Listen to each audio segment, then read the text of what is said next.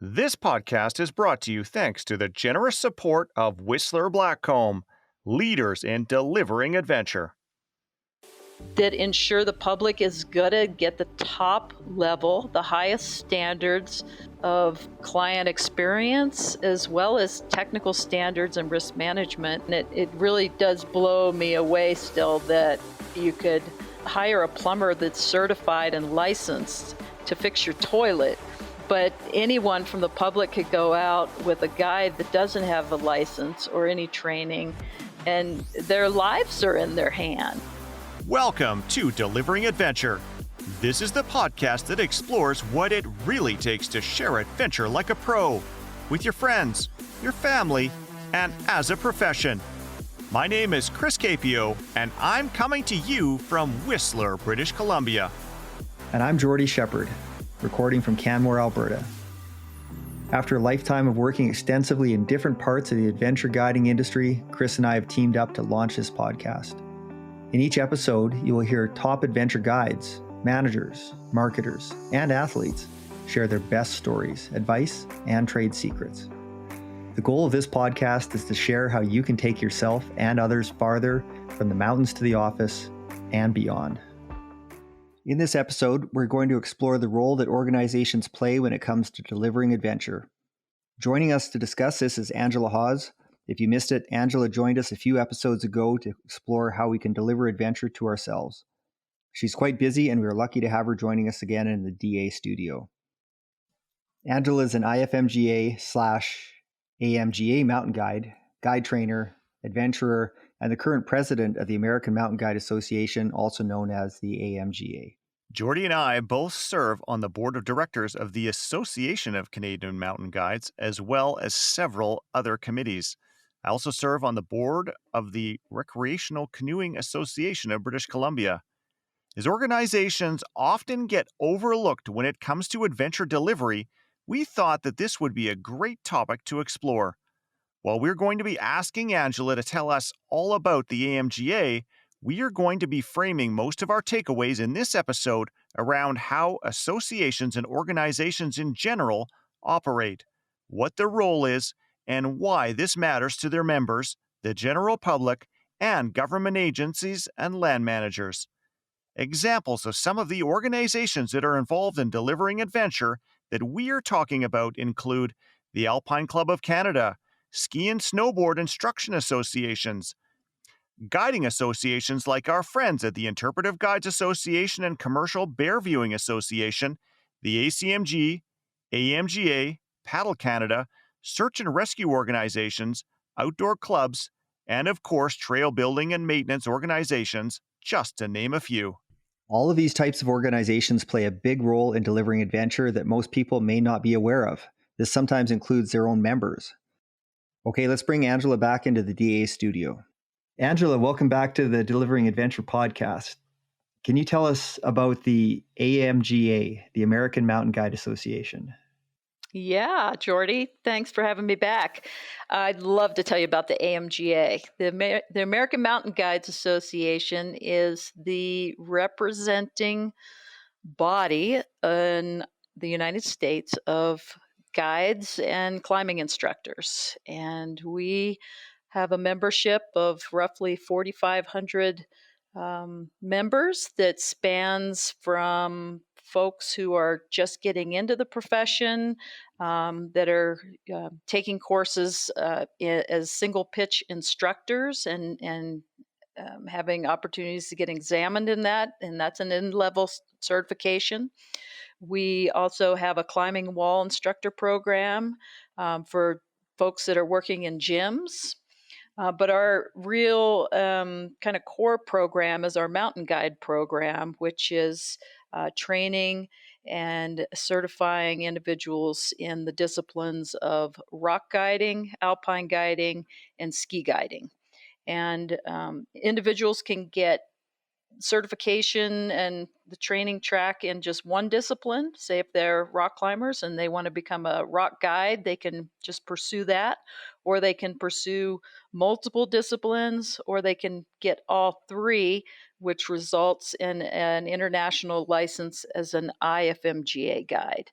And that is when you join the ranks of um, roughly less than 7,000 guides worldwide who have gone through the same level of rigorous training and examination to become a top level mountain guide. And that is governed by the IFMGA, the International Federation of Mountain Guides Association, of which the AMGA is one of 27 member associations around the world. So we represent guides and climbing instructors internationally.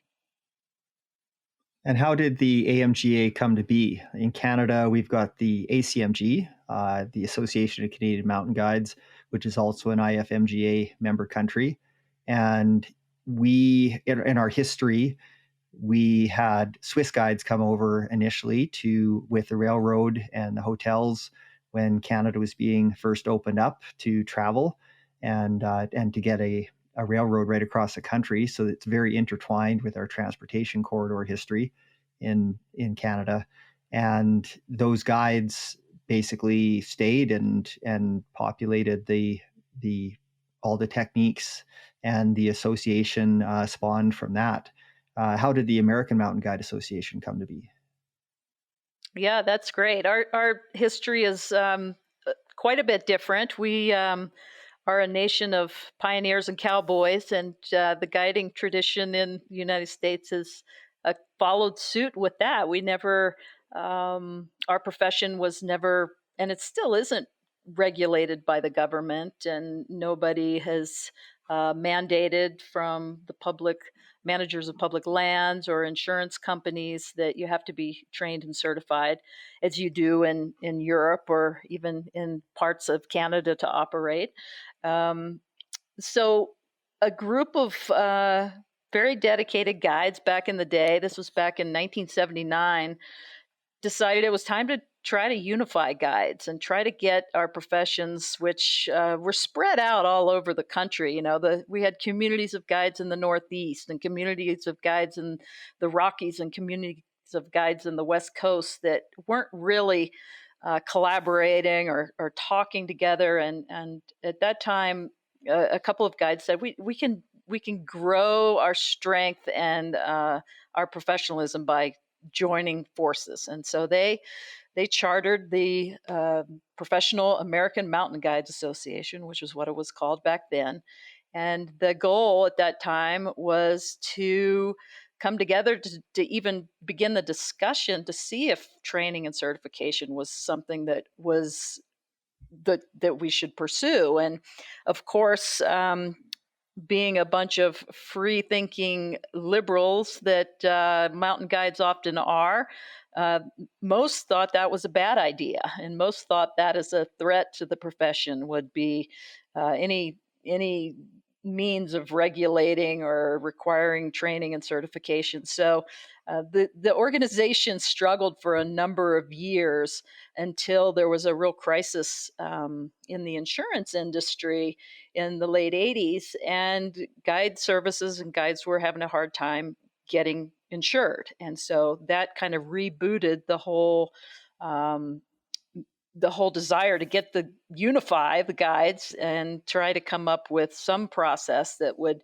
help us be stronger in numbers than a bunch of individuals as we'd always operated. So at that time, that was kind of the push when a couple of the key players that were involved at the time had been exposed to guiding in Canada and Europe, and really saw the benefit of standards and elevating training and certification to uphold and move the profession forward. And so those individuals kept pushing and kept communicating with you all up north and the IFMGA to try to get acceptance into the program. And you all at the ACMG kindly stepped in as our sponsoring association and kind of mentored us through the process of developing our training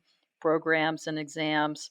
Um, to get us where we are today. And we finally gained acceptance into the IFMGA in 1970 or 1997, after probably a 3 or 4 year period where a number of your examiners came down and observed our courses and exams, one of which I was a student on, an advanced alpine guide course. I think it was the first one that was vetted by the ACMG, and Carl Clausen came down and observed that. And it was such an interesting dynamic having my examiners being observed by ACMG examiners, and I'm sure Carl remembers that well. And it was what we needed to move forward, and your all's mentorship certainly got us to the place we are today, where we deliver top notch training and programs to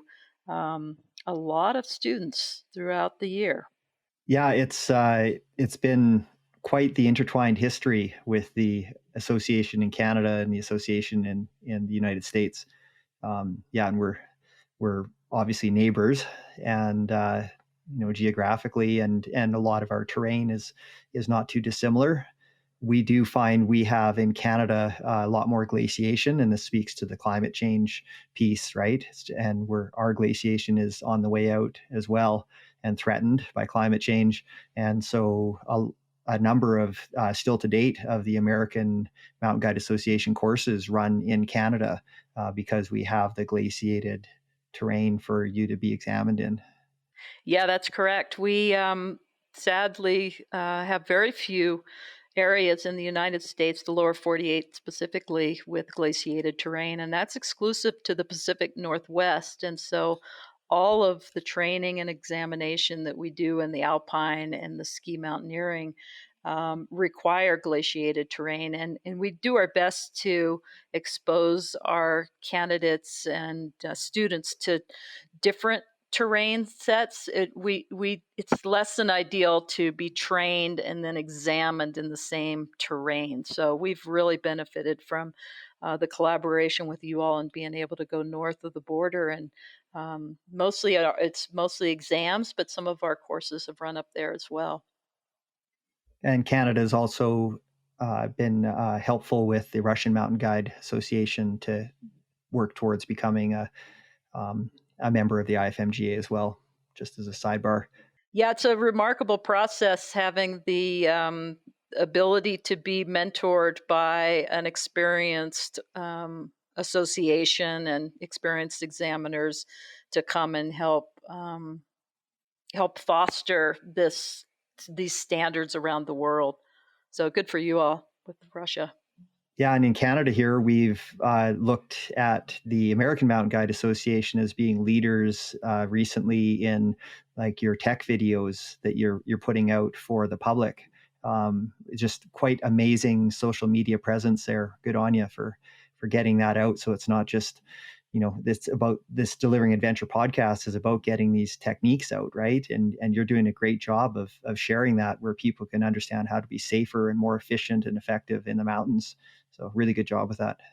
Oh, thanks. Thanks. It's great to hear that, Jordy. And we definitely work closely with our partners, as do you, helping to get some of this educational content out to the public. And that's critical because we are the experts. So Angela, how did you get involved in this leadership role and being an influencer with the American Mountain Guide Association?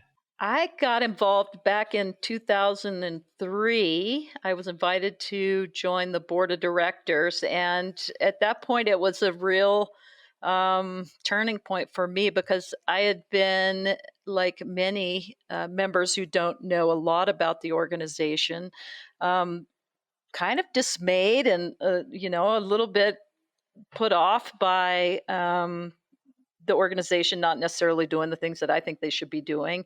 And so it was a real crossroads for me. It's like I can either continue to be a complainer and watch from the outside, or I can get involved and try to see how this all works, but also have a voice. And so I joined the board in 2003 and served 2 different terms. and then took a number of years off from that, and then was kind of recruited from our staff leadership team to be the potential next president.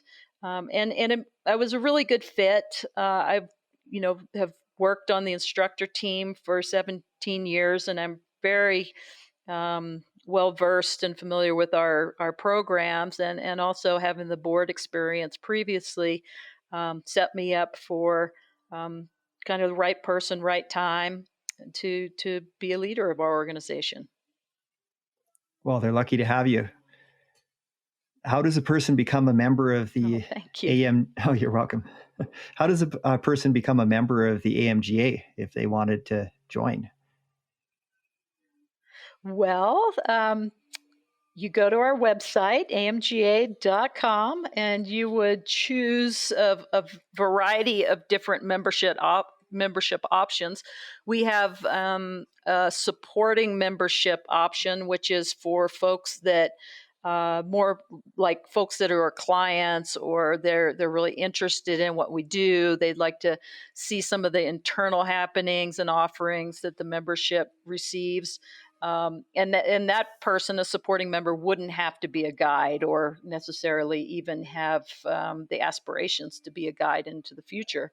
And then you can also join as a professional level, which is what you would need to do if you're going to enroll in our courses and exams. So really, being a member of the organization is relatively straightforward. But if you want to be like an engaged member where you're actually taking courses and exams, that's a whole different level of commitment.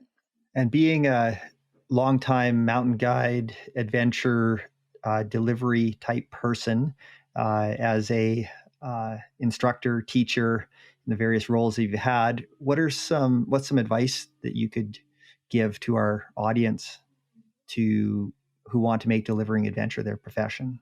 That's a great question, and I'm so glad you asked it, because I think it's absolutely critical that anyone who wants to be a guide or responsible for taking others into the mountains where there's elements of risks and hazard has a solid platform, a solid foundation of their own experience. And um, when I got into it because I had a long history of just climbing and skiing and alpinism that I pursued personally.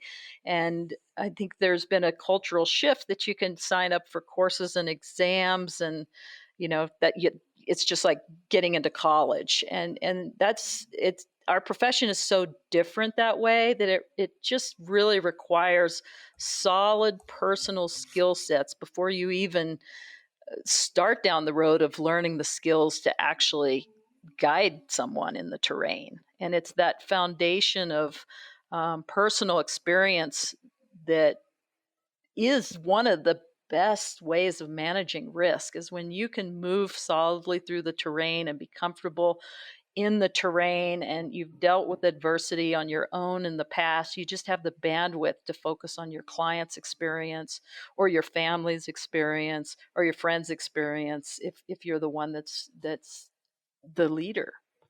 Yeah, and when I was going through my guide courses with the ACMG, it was an amazing side benefit to say, I've got to go train for courses. And so I just climbed and skied my face off because that's what I needed to do.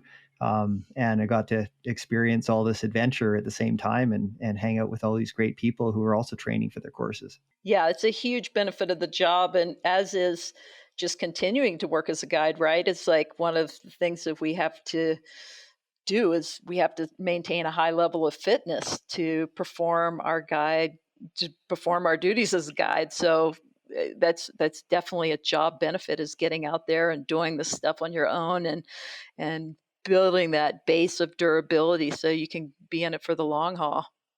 So, Angela, we'd be talking about the AMGA and the ACMG, but there are a lot of organizations out there that are governing and training and advocating for access and affecting the adventure delivery industry. Some of these include canoeing and kayaking associations and mountain biking and hiking and you name it. You don't have to look very far before you find them. But a lot of people don't know much about them and what they do. And so, in a broader context, what is the role of these organizations when it comes to delivering adventure? That's a great question. The role, like you said, is very overlooked. What an organization provides for the folks that are delivering the adventures, and really a lot of that is support on numerous levels, from training to offering different services for the members that help um, the continuing professional development that's critical for a professional to perform our tasks over time, because a lot of our organizations, they might be the training body or the certification body, but they're also responsible for providing continual education opportunities for members that may be required, may be elective, but are things that continually push the profession forward, and our ability as individual professionals to be at the highest standards and keep up with the current trends and the current standards. So let me ask you a follow-up question then. Why do you think that these organizations are important to protecting the public interest? The mission statement of the ACMG really centers on protecting the public interest, which I think is a great way to encapsulate what the goal of these organizations should be.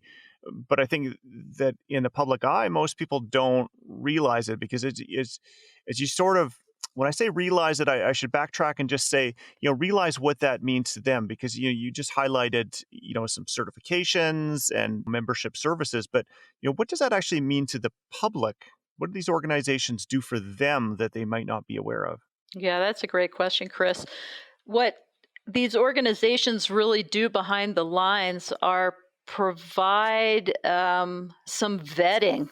They provide like third party standards that unify us as professionals. And without organizations like the ACMG or the AMGA, um, guiding would still happen, but it wouldn't have all the associated um, high level uh, training opportunities that are vetted by a third party. And I think that's the real key here with like our two different organizations, is like anybody can put up a plaque on their door that says they're a guide, or they're whatever they are here in the United States. You could put up whatever you want to be, but there's nothing that has like the substance behind that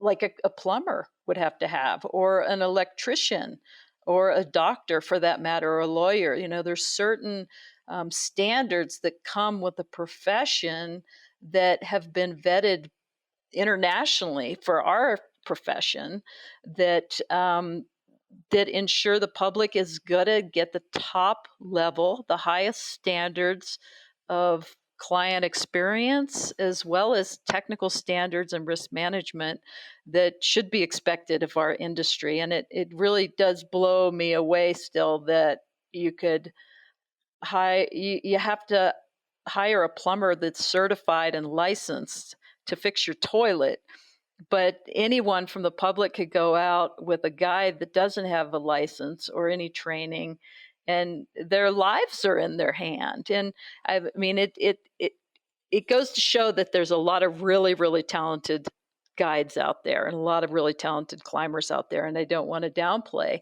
the what people have achieved on their own. But when you come into an organization that has standards and upholds those standards and expectations of the membership, it sets the bar higher, and it ensures a level of trust that the public can rely on. The public knows that they're climbing with someone who's gone through, like Jordy said, a very rigorous process, being trained and examined.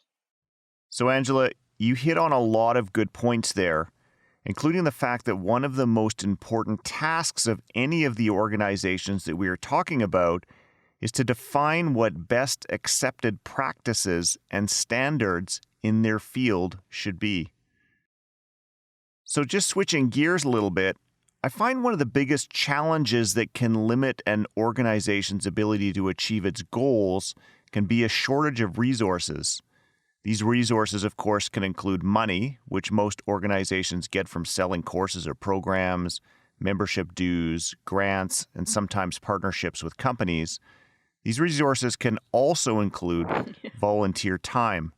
Many of the committees I've served on have been driven forward mostly by passionate people who have their own careers to manage and often also have other volunteer commitments as well.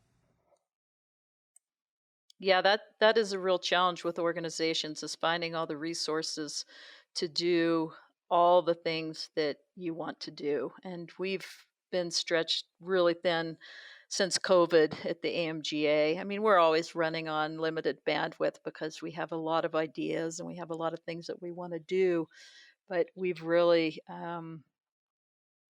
diversified since COVID, because we had a bit of a lapse in time when we could deliver our programs, and we benefited from government funding, so we were able to actualize a bunch of projects that we had kind of back in the in the bike rack that we wanted to move forward with, like developing some e-learning and developing more of a rubric and proficiencies for our evaluation system. And we were actually able to complete a lot of that stuff and provide more webinars for our members on all kinds of things that would benefit them through the whole COVID process. Like, how do you write a COVID management plan? How do you write an operational plan and do the checks and balances to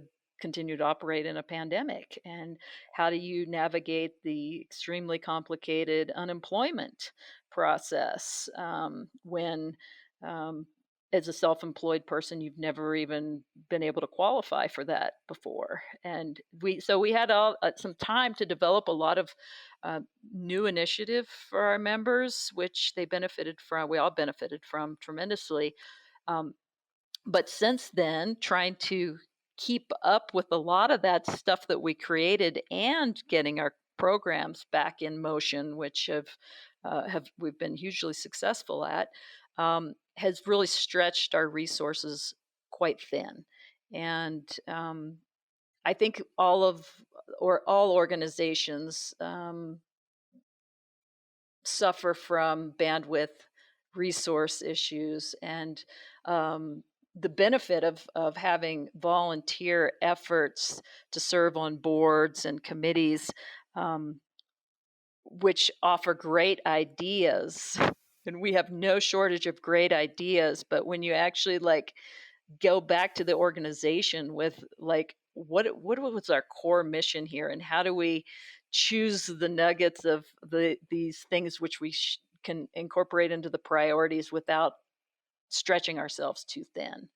And certainly the ACMG and the AMGA, I mean, we operate at a very high level and very risky terrain, running our courses and exams, and we have to really pay close attention to our bandwidth. Can you share some of the AMGA's biggest successes as an organization? Well, that would yeah, we have a lot of really big successes. I think I'll just go to kind of modern times, recent times.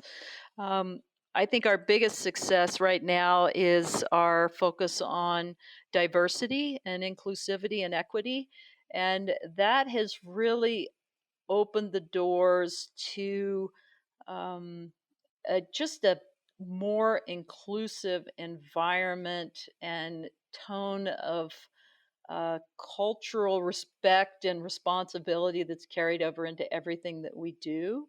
And, that all came about during the Black Lives Matter movement. And we certainly, as we struggled to embrace and react to that because we weren't in a position of being proactive when that came about, we took a number of missteps and we took a number of risks that in trying to embrace this um, that were uncomfortable, and they were difficult conversations, and we learned a lot, and we had to pick ourselves up a number of times and um, realized that we were going to make mistakes, and it wasn't going to be perfect. And we've continued to strive to really uphold our commitment to being an organization that does embrace diversity and does welcome folks that affiliate with marginalized communities or different identities, and create a safe place where not only do these groups feel welcome and open to take our programs and develop as guides and instructors, but we as um, those who have held the privilege for years are also learning and growing as a result of all of this. So I think our whole DEI initiative is stepped us forward as an organization. It's further helped us professionalize our craft, and it's created more unity in what we do. And I think it really is. It's it's enabled us to really look at the people aspect of guiding, and for um, so much of our focus is always on the technical aspects of guiding, right? And that's critical that we are really good and we're experts at the technical side of our craft. But the real benefit of this all is I think we've all grown as individuals and being more compassionate and accepting of others, and also realizing that we're stronger when we're more diverse, and everybody deserves a voice at the table, and welcoming that is definitely moving us forward. Other wins, the AMGA, I think we've just we've decided not only with the cultural inclusivity is to just be inclusive of all the different crafts of technical instruction and guiding in the U.S. And we've rather than just focus on the mountain guiding track, we're really upholding our single pitch instructor program and the climbing wall program as kind of the entryway, and servicing those that are probably providing more experiences to the vast majority of the public than mountain guides, because the ratios can be higher in a single pitch environment, and that's the people's clients' first experience with the AMGA, and we're really starting to realize the benefit of this whole inclusive community, and putting some more resources into that. Awesome. Those are amazing Should successes. I go on into other wins? Yeah, stop bragging, Angela. Yeah. Well, there's a lot of challenges, but there's a lot of wins too. And so, what are some of the current challenges facing the AMGA? The biggest challenges facing the AMGA right now are the same that we've had for ages, and that's access to public lands and access to the places where we can guide and work with the public. But more so recently, with these challenges and our growing programs, we are pretty limited in our own permit numbers and locations where we can run our courses and exams. And that becomes a real challenge, especially for our alpine and our ski mountaineering programs that might get pushed in to less desirable terrain with higher margins of risk when we can't necessarily go next door. We can look across to this beautiful terrain that we'd love to be in, but we can't be there because we don't have the permit or we don't have enough user days for that. So we're finding that the access conundrum here in the U.S., as well as the impacts of climate change and more extreme weather, is both adding tremendous challenge to our operations as training and examining guides and climbing instructors. That's certainly one of our biggest risks. Right. Yeah, we're facing similar issues in Canada here too. And for your guides and instructors, what are some of the things, issues facing them as individual members of the association?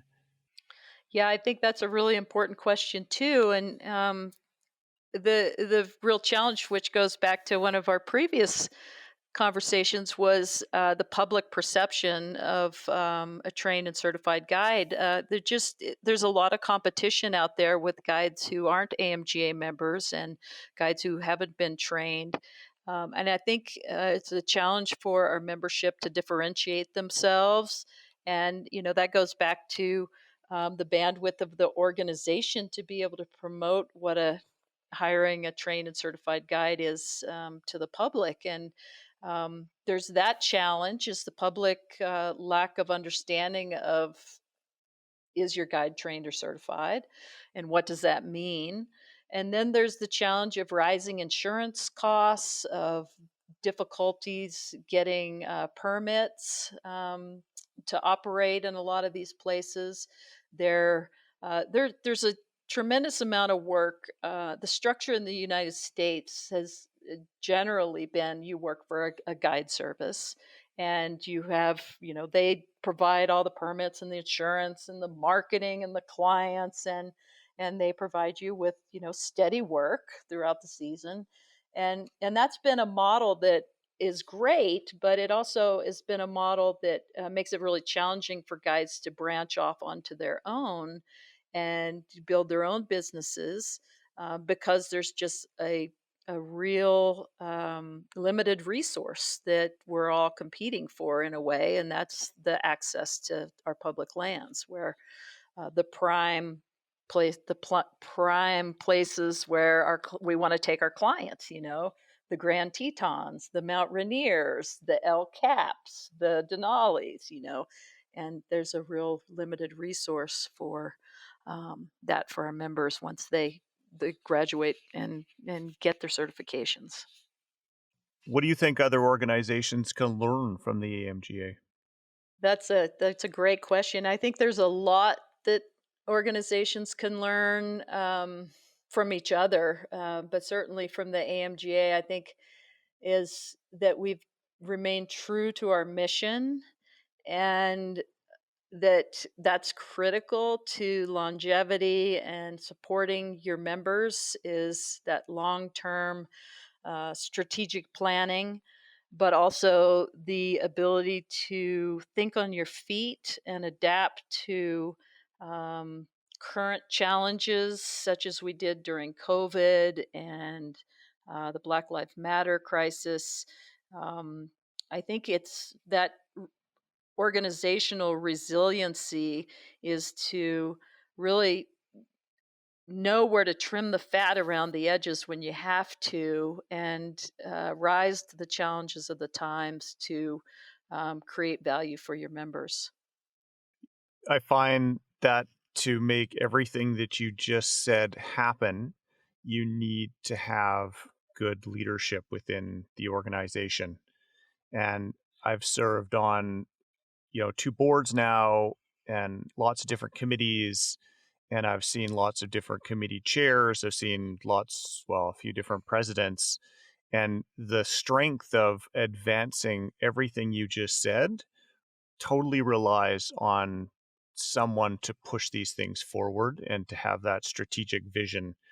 And if you are missing that, then it becomes a real struggle. And it's hard for a lot of these organizations because they are driven mostly by volunteers. Some of the bigger ones, the ACMG, AMGA in Canada. There's Paddle Canada, and there's a number of others, the CSIA, that have a lot of, I shouldn't say a lot of resources, but certainly enough resources to hire professionals that can run a lot of the day to day. But for a lot of these smaller organizations that have members in the tens and dozens and hundreds, they don't have that, and it really rests on the efforts of volunteers that are just driven solely by passion and interest and that commitment to providing service. And it sounds corny to say that, but it is true. Like having gotten involved in some of these organizations, I mean, they are really amazing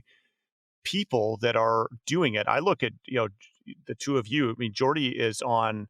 It's kind of a little bit annoying for me to try to get Jordy to spend time on the podcast here because he's like volunteering for all of these different things because he's such a service based person, right? He's the kind of guy that shows up and says, well, that's not getting done. Well, okay, I'll chair that committee. Oh, that's not getting done. Okay, I'll chair that committee. And I'm like, come on, Jordy, like your wife must be pulling her hair out here. But that's true, right? That's the way these things they run. Absolutely critical.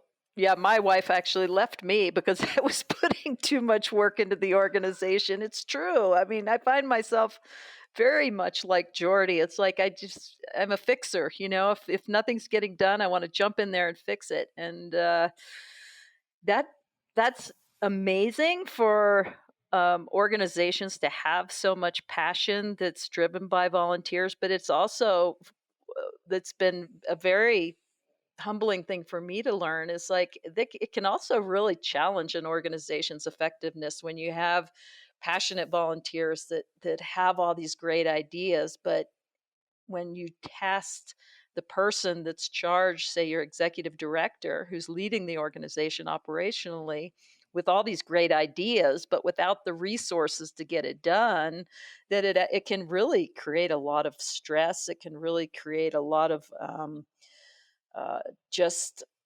difficulty for the person, the executive director that's managing it all, because of course they want to do it all. They think these are great ideas as well, but show me the money. Show me the money. Where is this going to come from? And a lot of boards such as ours are elected members that are guides and climbing instructors. Not all of them. We have some appointed directors as well, that bring other facets of professionalism to the board. But our board isn't necessarily very our board members don't come in knowing how to be board members. So there's a huge learning curve for volunteers who are serving for these organizations to learn what governance means, to learn what the role of the board is, and kind of big picture organizational oversight, and not the day-to-day operations of like what it takes to run the board in order to maintain that resilience and durability to go the distance to be a successful growing organization into the future. And so it I think it's just really critical that young organizations realize that like what you can actually do and accomplish is critically dependent on the resources that you can provide the person that's tasked with doing them, because you have to have the resources in order to make things happen. And ideas are great, but they don't necessarily always have dollar amounts attached to them to execute. You're so right on all of those levels. Now, how do you think the public can help these organizations? That is a great question. I think the public can help these organizations by first, the public needs to know what these organizations do to even want to help us. So we have to do a better job at engaging the public and sharing our message as to the value of our organizations. But what the public can do is look for um, people that are members of professionals that are members of these organizations and hire them, get out with a trained and certified guide or instructor and experience the outdoors and your adventures with someone who has gone through a high level of training and is committed as a professional to be the best that they can be. So, one last question. What do you think the future holds for the adventure delivery industry? I think the future of the adventure delivery industry is incredibly bright. I think it's very exciting that we may be looking more locally rather than traveling all over the globe, and that we realize the resources and the carbon footprint that we all have and are responsible for, that we start to seek adventures closer to home that keep us a little bit more connected and grounded to where we live and our communities, and look for new ways to have adventures together. I think the adventure delivery industry has never really suffered through all the tough times with the economy and um, struggles that we've seen come and go. People always have money to spend on leisure, and people always are motivated to get out and enjoy the outdoors. And that we have more and more guides, the instructors that are trained to provide these opportunities for the public is extremely exciting. That I just think the future is very bright for our industry. Okay, thanks for this, Angela. We're going to let you go here, and we wish you the best in the season to come. If you'd like to learn more about the American Mountain Guide Association, we've posted a link to the AMGA in our show notes. Well, Jordy, what were some of your takeaways or additions to what Angela had to say about how organizations deliver adventure? Well, Chris, this was a great conversation, and as usual, there's a lot to unpack. Let's start with how these organizations get started. These organizations start small and they evolve. As Angela mentioned, the AMGA started off trying to unite guides. Over time, the AMGA has evolved to become a major training body, to provide membership support, and advocate for the protection of access for all. I think it's really important to note that every organization tends to start with a small number of people rallying around a small number of objectives. It might be creating training standards, providing education to the public, advocating for stewardship, safety, or access, or to provide member benefits, or even to promote an activity or why people should hire guides and instructors. As Curtis Polyuk stated in episode 19, this is often done by the STP committee, which is the same 10 people in any organization. That said, having worked inside some associations and having belonged to others, these organizations tend to evolve over time. It's kind of like people. As they get older, they mature. Using the Association of Canadian Mountain Guides as an example, that association started with a focus on member services and certification, and then evolved into looking at better governance, evolving strategic priorities, and improving internal and external communication. No, that's a really good point, Jordy. And just to add to this, anyone can add on to these organizations to help them to evolve. And I'm going to share a personal story that I have that relates to the Recreational Canoe Association of BC. In 2016, RCABC was developing a guide training program. The association was looking at creating the first canoe guide certification for multi-day trips. At the time, I'd been delivering training for canoe guides doing guided day trips in Whistler. One day I went to a meeting where the details of the new guide certification were being unveiled. I didn't know anyone at that meeting, and I hadn't done anything for RCABC other than pay my dues up until that point. The short version of this story is that listening to that meeting, I recognized that there was an opportunity to create a new training program to better train and certify day guides. I pitched my idea at the meeting, and within 5 weeks, I was delivering the new program. I quickly found myself on the RCABC board of directors. Since then, I've helped to start RCABC's Pro Purchase program to benefit members, and I've overhauled the waiver. In time, other people will add on to what I've done, and in some cases, that has already happened. This is how these organizations evolve. I'm sharing this as anyone can get involved and anyone can drive change.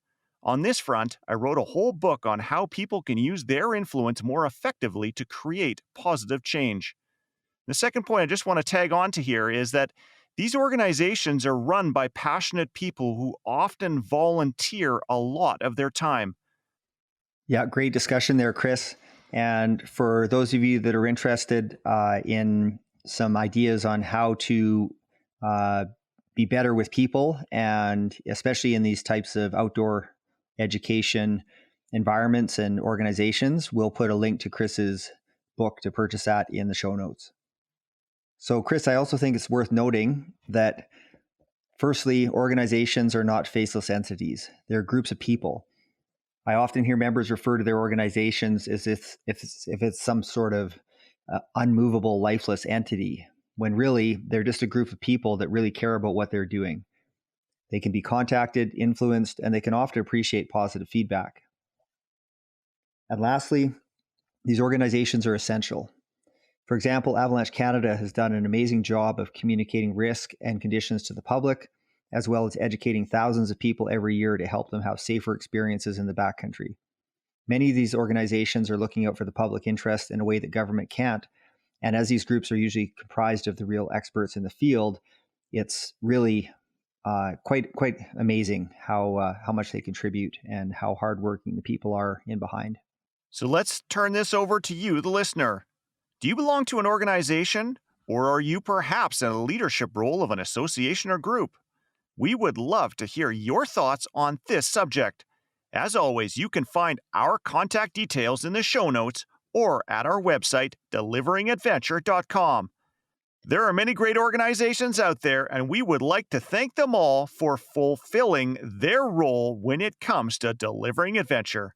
This brings us to the end of another episode. If you haven't already done so, please take a moment to click the follow button in your podcast player so that you don't miss out on future episodes. Your time is important, and we thank you very much for listening.